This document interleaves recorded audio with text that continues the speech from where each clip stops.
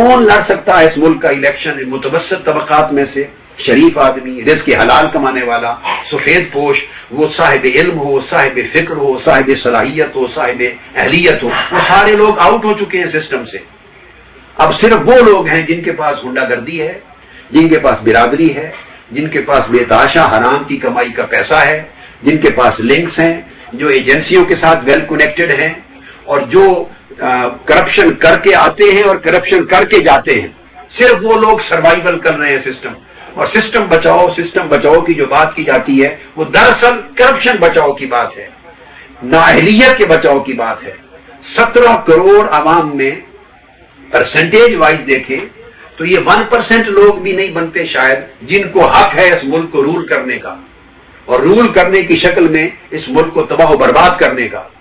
99.55 یا 8% لوگ تو اس پروسیس کا حصہ ہی نہیں ہے. ان کو تو روٹی کا مسئلہ ساری عمر کھاتے رہتا ہے، روزگاری کا مسئلہ، جان کا مسئلہ، عزت کا مسئلہ، جان بچانے کا مسئلہ. ان کی سوچ قومی سوچ ہی نہیں رہی نظامی صاحب. اب آپ دیکھیے تھوڑا اپنا بچپن کا دور، اپنی جوانی کا دور، آج کا دور میں بھی دیکھ رہا ہوں آپ کے ساتھ، میں پیچھے ریکال کر رہا ہوں. کیا اس ملک کے لوگوں میں، بچوں میں قومیت نام کی کوئی چیز رہ گئی ہے؟ اپنا پرچم دیکھ کر کسی کے دل میں کوئی جذبہ پیدا ہوتا ہے؟ پاکستان کے ترانے کا کوئی احترام دل میں پیدا ہوتا ہے؟ کوئی قومیت، کوئی وطنیت، کوئی جذبہ حب الوطنی نام کی چیز ختم ہو گئی. کس نے ختم کر دی؟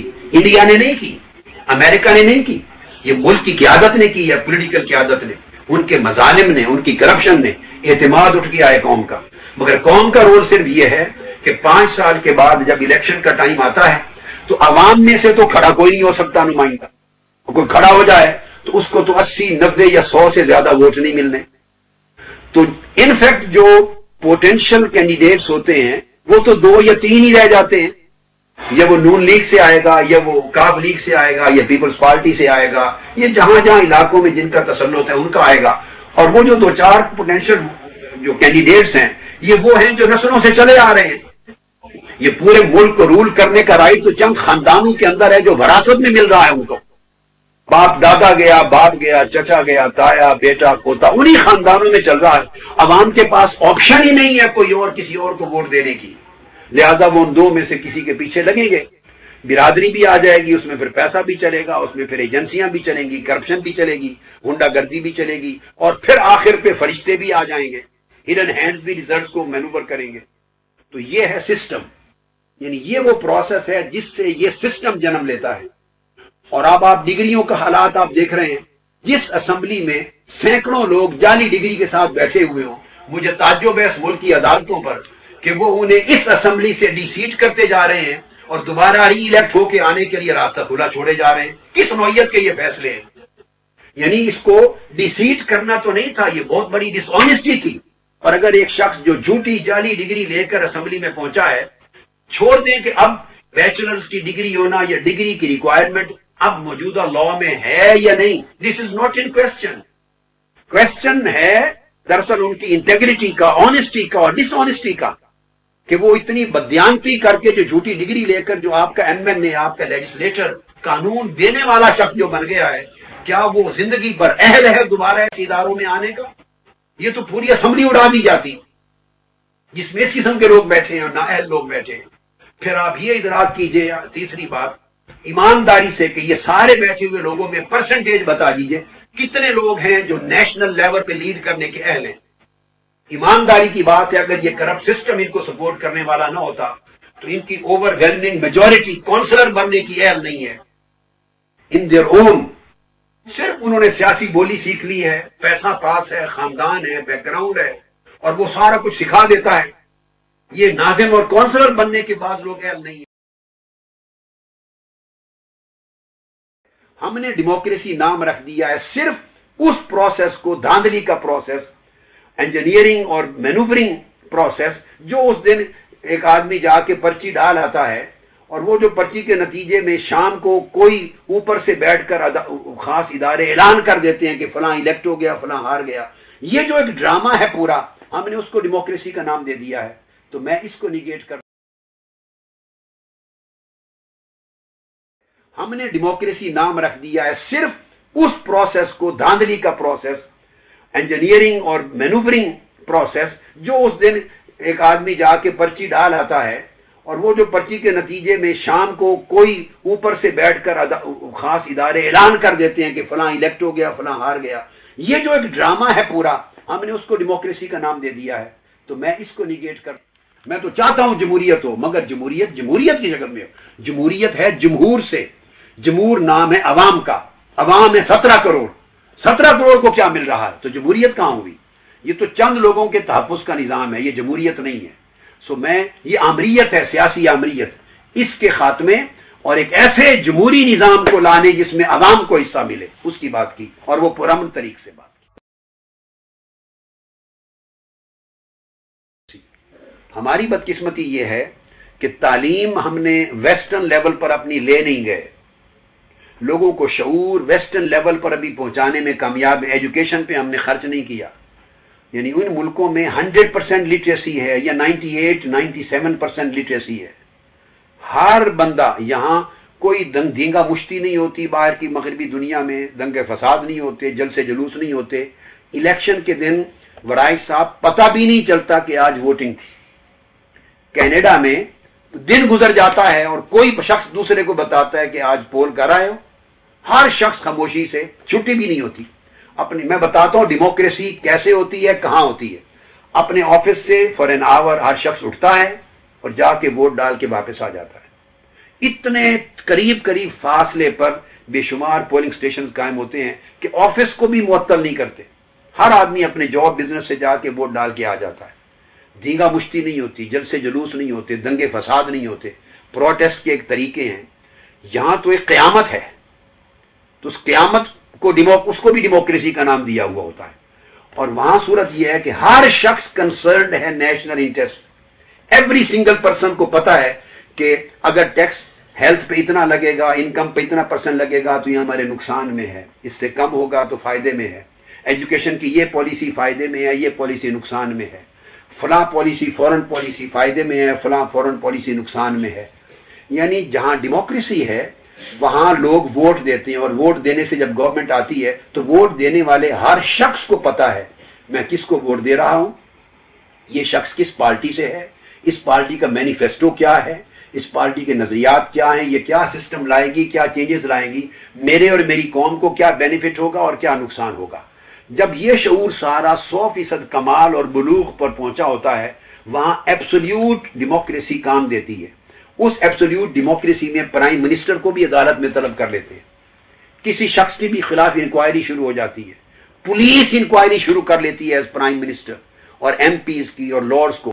اس لیے سمجھتا ہوں انٹلیکچوئل اور مورل وہ یہ کہ ہم یوز کرتے ہیں نام ڈیموکریسی کا. That's it. Democracy requires first of all social democracy. اس میں تعلیم پہلے کامل ہو، لوگوں کے حقوق ہوں. یا اگر امیر غریب پر متاثر ہو رہا ہے اس کی رائے بنانے پر دین دیر از نو ڈیموکریسی. اگر جاگیردار ہزارہا رعایا کے ووٹوں پر متاثر ہے اور اس کے ووٹ اس کے انفلوئنس میں ہیں دین دیر از نو ڈیموکریسی. اگر ایک طاقتور آدمی باقی فیملی کے باقی برادری کے لوگوں پر مؤثر ہے رائے دینے میں دین دیر از نو ڈیموکریسی. پیسہ متاثر ہے، کوئی ڈیموکریسی نہیں ہے. اگر سیاسی ساز باز اور ایجنسیاں متاثر ہیں، اب وہ قد و قامت والے لوگ نہیں رہے. یہ اب جو جاتا ہے اپنا مستقبل جا کے وہ خیرات مانگنے میں رکھتا ہے، جا کے خیرات مانگتے دروازے پر صدائیں دیتے ہیں، وہاں ٹیبل پہ رکھ دیتے ہیں بیٹھ کر پورا کا پورا پلان. کانسٹیچوئنسیز تقسیم ہو جاتی ہیں، بانٹ دی جاتی ہیں، اس کو بیٹھ کر وہاں ڈیسیژن ہوتا ہے. تو ہم سٹل اس کو ڈیموکریسی کا نام دیتے رہتے ہیں. ہمیں اس معاملے میں بڑا فیئر اور ووکل ہونا چاہیے.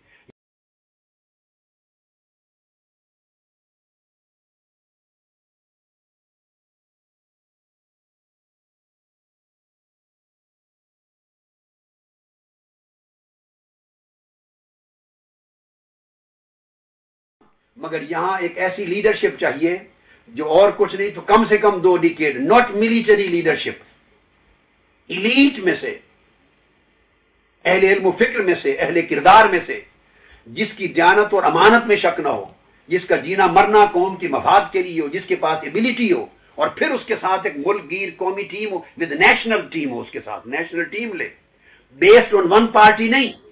کسی ایک پارٹی کے پاس میں بلیو کرتا ہوں کہ ایبلٹی نہیں ہے. اگر آپ فار ایگزامپل کہیں نا کہ میں منہاج القرآن یا اپنے لوگوں سے لوں گا، ایبسولیوٹلی نو. بڑی بڑی پارٹیوں کے پاس ایبلٹی نہیں ہے، نالائق لوگ ہیں مگر 10 مرتبہ MNA بن چکے ہیں، لہذا ان کے قد اونچے ہو گئے ہیں، وہ بہت بڑے لیڈر کہلاتے ہیں۔ آپ ان کے پاس اکیلے بیٹھ کے دیکھیں، ان کی باتیں سنیں اور آپ خود کہیں گے کہ ویژن ہی کوئی نہیں سیریس ان کے پاس۔ لہذا کنٹرول ڈیموکریسی سے میری مراد یہ ہے کہ جو بیسک ہیومن رائٹس ہیں، فنڈامنٹل رائٹس ہیں بیسک، جس میں ان کی جان کا تحفظ ہے، مال کا تحفظ ہے، عزت کا تحفظ ہے، ایجوکیشن کی فیسلٹی ہے، ہیلتھ کی فیسلٹی ہے، رائٹ آف ایکسپریشن ہے، سرٹن بیسک ہیومن رائٹس جس میں ان کو عدل ملے، انصاف ملے، یہ سب فری ہوں۔ اور کچھ اینگل ایسے ہیں کہ جو انسٹیٹیوشن فارمیشن کا پروسیس ہے جس میں لوگ الیکٹ ہوتے ہیں، اس سسٹم آف الیکشن کو ٹوٹلی چینج کرنا پڑے گا، ٹوٹلی، تاکہ اس نئے سسٹم کے تحت کوئی کرپٹ آدمی، نااہل آدمی، نالائق آدمی اور جس کی پوری ہسٹری نان ڈیلیورنس کی ہسٹری ہے وہ بین ہو جائے، نہ آ سکے اوپر، اور ملک میں سے وہ طبقہ اوپر آئے جو صاحبان علم، صاحبان کردار، صاحبان شعور ہیں۔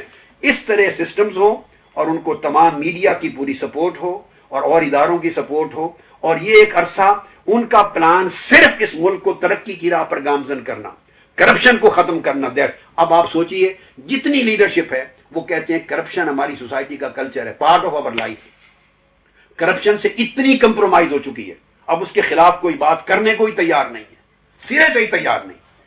تو علم کی ضرورت کوئی نہیں ہے، کہتے تعلیم کی ضرورت کوئی نہیں۔ اب وہ کہتے ہیں کہ باقی ملکوں میں مثلا ڈگریز ریکوائرڈ نہیں ہے۔ بھائی اس لیے ریکوائرڈ نہیں ہے کہ ہر شخص ایجوکیٹڈ ہے، ہر شخص تعلیم یافتہ ہے۔ ہاں وہ فلم کا ایکٹر آ جائے، کھڑا ہو جائے، وہ بھی اعلیٰ تعلیم PhD ہوتا ہے۔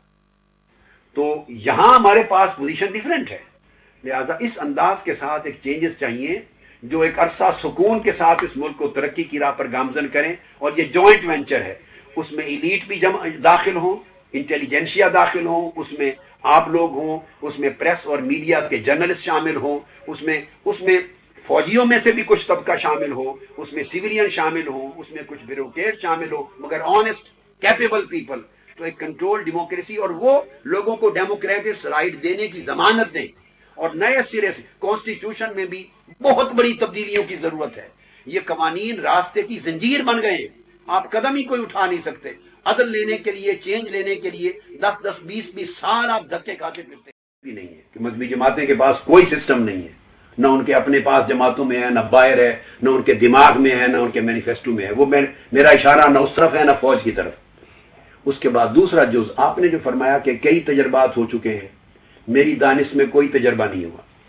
وہ جو جن کی طرف آپ اشارہ فرما رہے ہیں وہ کنٹرول ڈیموکریسی کا بھی نام تھا صرف، مگر وہ کسی ایک آمر نے قبضہ کر لیا، خواہ وہ ایوب خان تھے، خواہ وہ ضیاء الحق تھے، خواہ وہ جنرل پرویز مشرف تھے، ایک فوجی آمر تھا، اور اس نے آ کے چناؤ کر کے تو نومینیٹ کر کے اپنی شورا یا اپنی افراد پہ مشتمل کیبنٹ حکومتیں بنا لی، اور میں اس کو ڈیموکریسی، کنٹرول ڈیموکریسی نہیں کہہ رہا، وہ ایک ڈکٹیٹرشپ ہے۔